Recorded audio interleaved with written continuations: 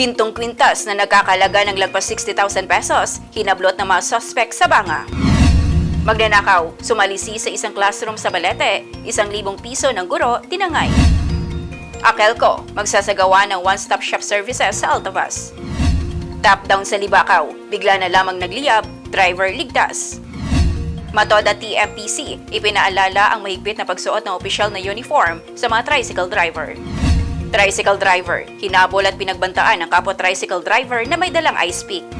Mga batang wala pang 15 taong gulang, kailangan ng work permit bago lumahok sa content creation. Artificial Intelligence Fest sa Iloilo City, opisyal nang nagsimula. 1,000,000 pisong irrigation system, i-turn over sa Dabok Farmers Irrigators Association sa Pontevedra. Presyo ng electric vehicles, posibleng bumaba. Pag-asa, nagbabala sa posibleng El Nino mula October hanggang January 2027.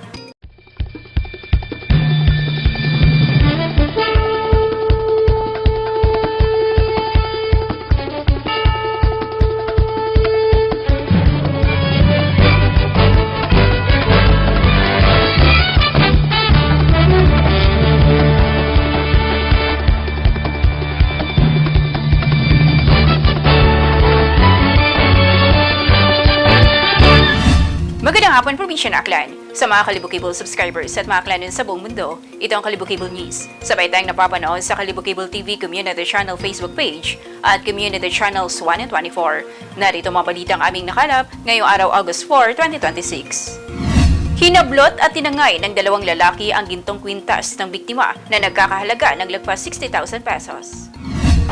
Lagpas 60,000 pesos na halaga ng gintong kwintas ang tinangay ng mga hindi pa nakikilalang mga suspect sa biktima dito sa kanyang tindahan sa barangay Humarak, Banga. Mga halaga nga to, mga 60K plus. Kasi kauuli ko yung Saudi Gold yun. Bali, July 7 niya ako nag-abot sa aton.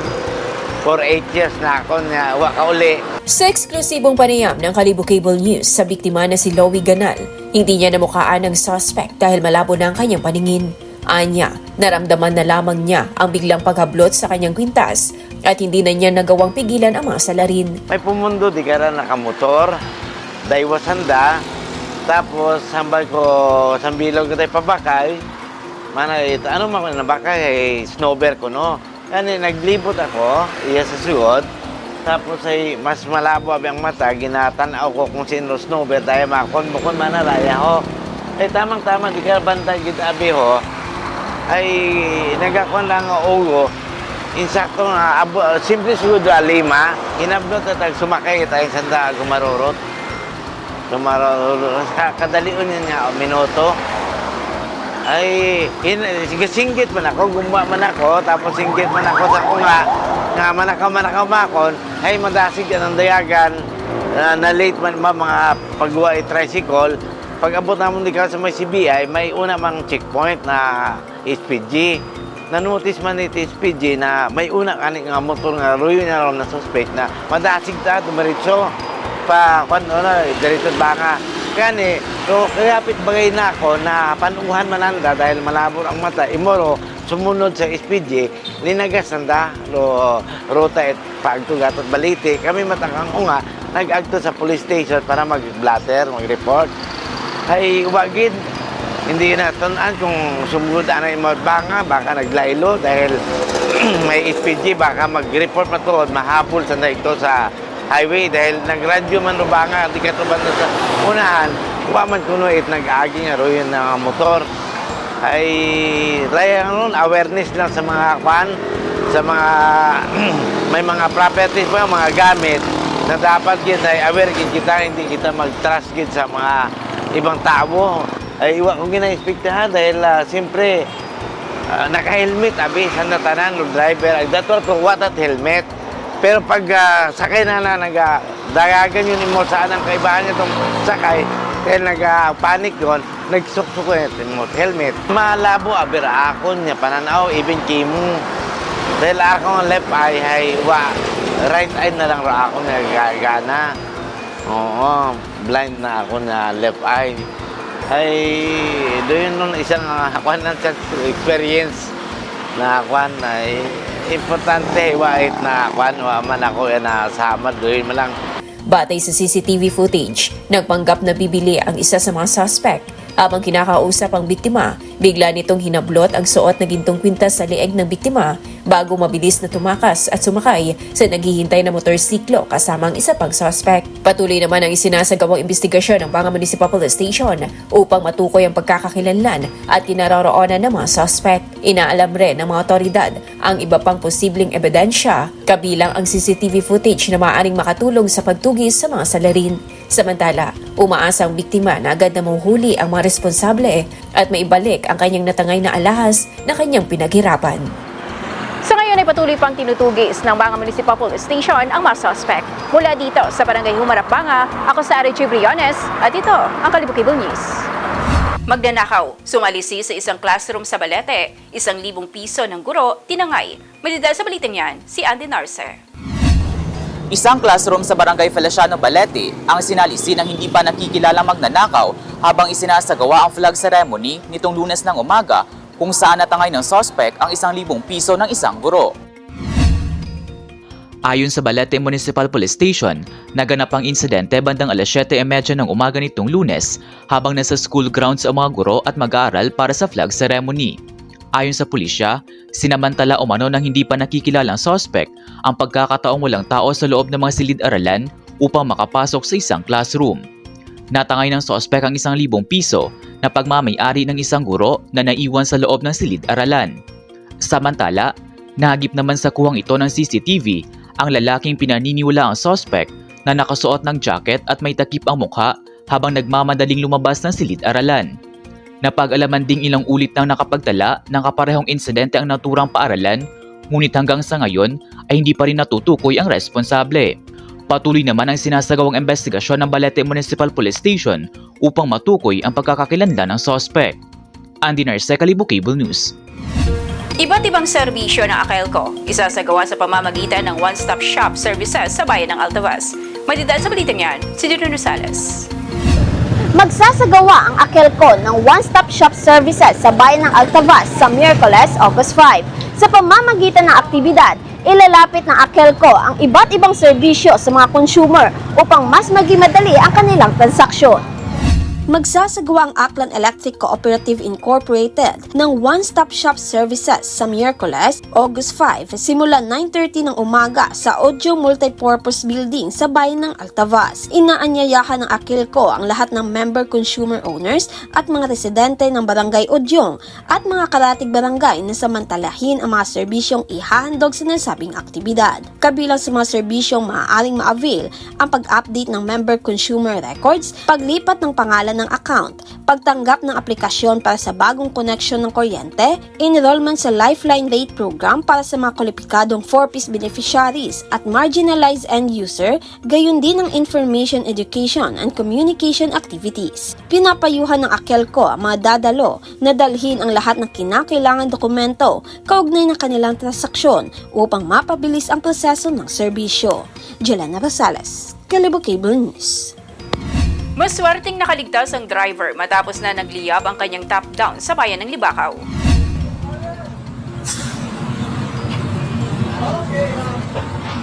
Bigla na lamang lumiyab ang top-down habang minamaneho sa Barangay Poblasyon Libakaw nitong Lunes ng hapon, Agosto 3. Ayon sa Libakaw Municipal Disaster Risk Reduction and Management Office, kakarating lamang umano na may-ari mula sa isang van to car wash kung saan ipinalinis nito ang kanyang top-down. Habang pauwi na at pagdating sa harap ng Libakaw Terminal, malapit sa Libakaw Rescue Operations Center, bigla na lamang umanong nagliyab ang sasakyan na hindi pa matukoy na dahilan. Agad namang rumusponde ang mga tauhan ng Libakaw Rescue Operations Center at naapula ang apoy gamit ang fire extinguisher bago pa ito tuluyang kumalat. Maswerte at ligtas ang driver ng naturang top-down kung saan nasa maayos na rin ang kalagayan ng behikulo. Patuloy namang inaalam ng mga kinauukulan ang sanhi ng naturang pagliyab.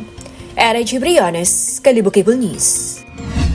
Mahigpit na ipatutupad ng Matoda TMPC ang pagsusuot ng opisyal na uniforme ng kanilang mga miyembro habang namamasada, kung saan ang mga lalabag ay maaaring patawan ng kaukulang parusa. May detalye sa balitang yan, si Ray Marchudasio. Naglabas ng paalala ang Malay Tricycle Operators and Drivers Multipurpose Cooperative o MATODA MPTC sa lahat ng mga miyembro nito sa mainland na kinakailangang isuot ang itinakdang opisyal na uniforme sa tuwing babiyahe ng tricycle. Ayon sa samahan, layunin ng pagpapatupad na mapanatili ang maayos, profesional at ligtas na serbisyo para sa mga pasahero. Kasabay nito, nagbabala ang MATODA na ang sinumang driver na mabibigong magsuot ng kanilang prescribed uniform ay maaaring mapatawan ng kaukulang parusa. Gayunpaman, inaasahan na magsasagawa na ng roving inspection ang itatalagang team upang tiyakin ang pagsunod ng lahat ng mga miyembro sa naturang patakaran.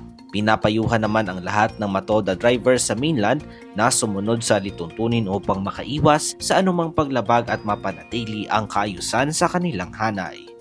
Raymar Chedosio, Kalibo Cable News.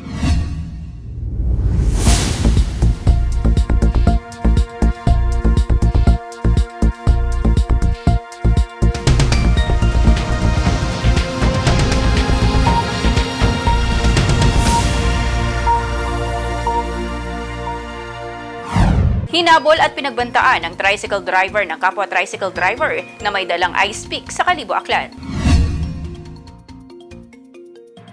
Hinabol at pinagbantaan ng isang 52 anyos na tricycle driver na armado ng ice pick ang isang 33 anyos na kapwa tricycle driver sa Mabini Street, Barangay Poblacion, Kalibo nitong Lunes, Agosto 3. Batay sa paunang investigasyon ng mga kapulisan, minamaneho ng biktima ang kanyang tricycle sa bahagi ng intersection ng Mabini Street at Enroldan Street nang harangin umano ito ng suspect. Nauwi sa mainitang pagtatalo ang insidente hanggang sa kumuha umano ang suspect ng ice pick mula sa storage back ng kanyang tricycle at hinabol ang biktima. Dahil sa takot, agad na bumaba ang biktima sa kanyang tricycle at tumakbo upang makaiwas. Matapos ang insidente, nagtungo umano ang suspect sa bahay ng kanyang anak sa barangay New Buswang. Agad namang rumusponde ang mga tauhan ng Kalibo Municipal Police Station at dinala ang suspect sa himpilan para sa kaukulang disposisyon. Na-recover mula sa suspect ang isang ice pick. Napag-alaman din ng pulisya na nasa impluwensya umano ng alak ang suspect na maganap ang insidente. Sa ngayon ay in-refer na ang kaso sa Barangay Justice System para sa kaukulang disposisyon. Era G. Briones, Kalibo Cable News.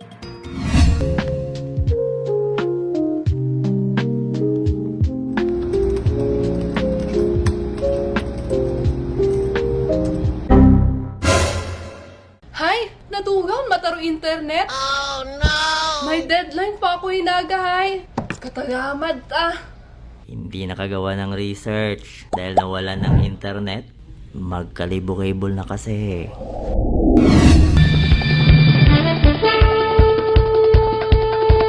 Mga batang wala pang 15 taong gulang, kailangan ng work permit bago lumahok sa content creation batay sa DOLE. May detalye sa balitang yan, si Jerry Rosales. Nagpaalala ang Department of Labor and Employment na kinakailangan kumuha muna ng work child permit ang mga batang wala pang 15 years old bago silang payagang lumahok sa mga palabas, patalastas, social media content, vlogs at iba pang online platform. Alinsunod sa Labor Advisory No. 12 Series of 2026, saklaw ng Republic Act No. 9231 o ang batas na nagpoprotekta sa mga batang manggagawa ang parehong tradisyonal at digital media. Ayon sa DOLE, tanging ang mga batang nagtatrabaho sa ilalim ng pangangasiwa ng magulang o legal guardian o yaong mahalaga ang partisipasyon sa pampublikong impormasyon at aliwan ang maaaring payagang magtrabaho basta't may kaukulang permit mula sa ahensya. Pinapaalalahanan din ng DOLE ang mga magulang, content creators, advertiser at employers na tiyaking nasusunod ang mga batas na nagpoprotekta sa karapatan, kalusugan, edukasyon at kapakanan ng mga batang kalahok sa content creation. Samantala, hinihikayat din ng ahensya ang publiko na i-report ang anumang paglabag sa Republic Act No. 9231 upang agad na maaksyonan ng mga kinauukulan. Jelena Rosales, Kalibo Cable News. Opisyal nang sinimulan ang 2026 Artificial Intelligence Fest sa Iloilo City, kung saan dinagsa ito ng mahigit 1,000 kalahok mula sa iba't ibang panig na bansa. May detalye sa balitang yan, si Nicole Sumawang. Pinangunahan ni Department of Science and Technology Secretary Renato Solidum Jr. ang pagbubukas ng 2026 Artificial Intelligence Fest sa Iloilo City nitong Lunes, ika-3 ng Agosto. Nakatuon ang 3 araw na pagdiriwang sa pagpapalakas ng AI ecosystem ng bansa at pagtataguyod sa mas malawak na paggamit ng artificial intelligence sa iba't ibang sektor. Kabilang sa mga pangunahing aktibidad ng AI Fest 2026 ang AI Technical Conference, AI Hackathon, AI Expo, Cine AI, AI Policy Lab, AI Speaks, AI Connect, AI in Motion at AI Game On. Nilahukan ng AI Fest 2026 na mahigit 1,000 kalahok na binubuo ng mga estudyante, guro, innovator at mga tech enthusiast mula sa iba't ibang bahagi ng bansa. Mas pinalawak rin ng AI Fest ngayong taon kumpara sa nakaraang edisyon kung saan tampok ang 9 na pangunahing programa at pakikilahok ng mga kinatawan mula sa iba't ibang bansa. Magtatagal naman mula ika-3 hanggang ika-5 ng Agosto ang AI Fest. Nicole Sumawang, Kalibo Cable News. 1 milyong piso na irrigation system ang opisyal ng i-turnover sa Tabuk Farmer Irrigators Association sa bayan ng Pontevedra, Capiz. Inaasang makakatulong ang proyektong ito. May detalye sa balitang yan, si Mary Ann Solis. Opisyal na i-turnover ang 1 milyong pisong halaga ng irrigation system sa Tabuk Farmers Irrigators Association sa Barangay Tabuk, Pontevedra, Capiz na pinondohan ng gobyerno probinsyal ng Capiz sa pamamagitan ng livelihood programs. Layunin ng proyekto na isinakatuparan sa ilalim ng liderato ni Governor Ferdinand Castro na mapalakas ang produksyon sa agrikultura at mabigyan ng sapat na supply ng tubig ang mga sakahan sa lugar.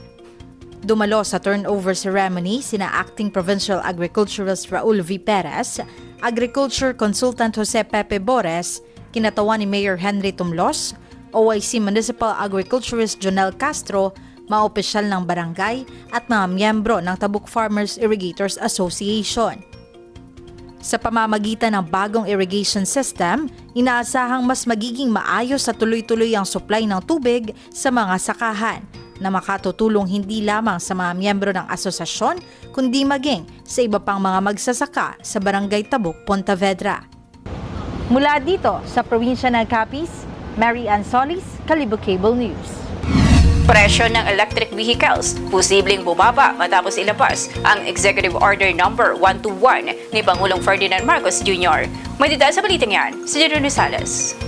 Posibleng bumaba sa 6% hanggang 12% ang presyo ng mga electric vehicles sa Pilipinas matapos ilabas ang Executive Order No. 121 ni Pangulong Ferdinand Marcos Jr. Ayon sa Department of Energy, layunin na programa na hikayatin ang lokal na paggawa at pag-assemble ng mga EV at piyesa nito sa pamamagitan ng pagbibigay ng mga insentibo. Inaasahan ding makalikha ito ng mas maraming trabaho, mapababa ang presyo ng mga EV at makatipid ang mga mamimili ng hanggang 200,000 pesos depende sa modelo ng sasakyan. Palalawakin din ng DOE ang pagtatayo ng mga EV charging station upang mas mapabilis ang paggamit ng electric vehicles sa bansa. Jelena Rosales, Kalibo Cable News.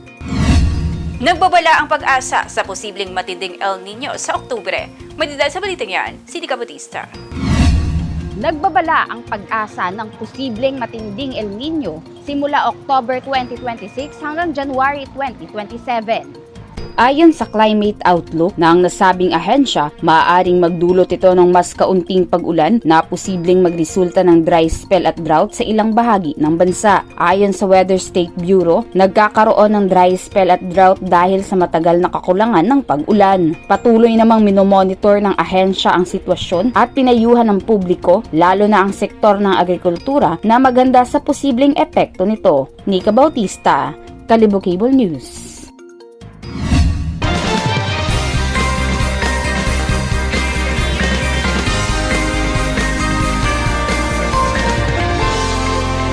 Ngayon naman, alamin natin ang lagay na panahon sa probinsya ng Aklan o sa buong Western Visayas. May ulat si Maria Edith Leonor Silvestre mula sa Iloilo Dupla Radio Station, Pag-asa, Visayas.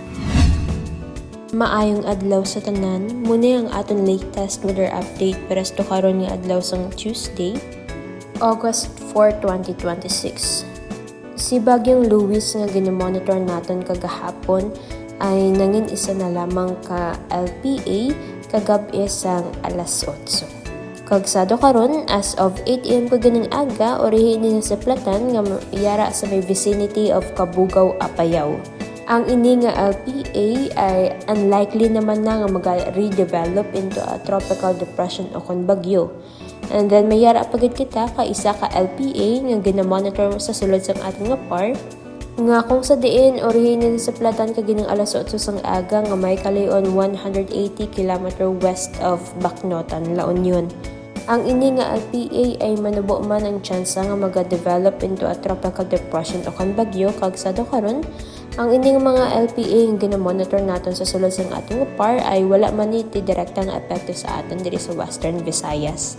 Kag ang bagyo nga ginamonitor naton sa sagwa sang ating Philippine Area of Responsibility nga si Typhoon Dolphin ay orihin ni sa platan kaginang alas 8 sang aga nga may kalayon 2,240 km east-northeast of extreme northern Luzon. May maximum sustained winds ni nga 155 km per hour near the center kag gastanas nga up to 190 km per hour. Ang iya hulag ay pa westward at 15 km per hour. Ang ini nga bagyo nga ginamonitor natin sa sagwa sang atin nga par ay sa dukaran ay wala pa man ni siya ti direkta nga epekto sa aton diri sa Western Visayas. However, ay posible niya ini mapa-enhance ang ating nga southwest monsoon nga kung sa din amo na magadala sa mga pag-ulan-ulan sa aton diri sa mga masunod nga adlaw. Nagdiri naman sa Western Visayas, labi na gid ang province of Antique, Iloilo kag Guimaras ay posible maga-eksperyensya sang magal-umo ng kalangitan yung may mga lapta-lapta mga pag-ulan pangalat kag panag-uob tugas ang southwest monsoon. For the rest of Western Visayas ay maga-eksperyensya sang partly cloudy to cloudy skies with isolated rain showers or thunderstorms, especially sa hapon kag kagabi kun tugas mga localized thunderstorms. Makasarangan tubtub makusog naman ang hangin naton nga magahalin sa direksyon southwest nga magadalas ang makasarangan tubtub mabalod nga kadagatan. Forecast temperature natin generally nasa 26 to 32 degrees Celsius. Ang adlaw magatunod alas 6:13 karon sa hapon kag magabutlak ini alas 5:39 buwas sang aga. Kag muna ang aton latest weather update.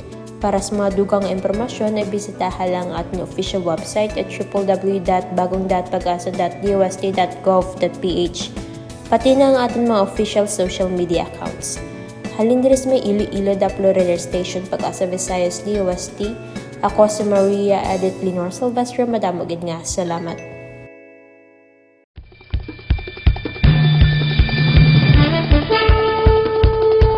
At iyan ang mabalitang nakalap ngayong araw. Maraming salamat sa iyong panonood. Ito si Ado Chibriones at ito ang Kalibo Cable News.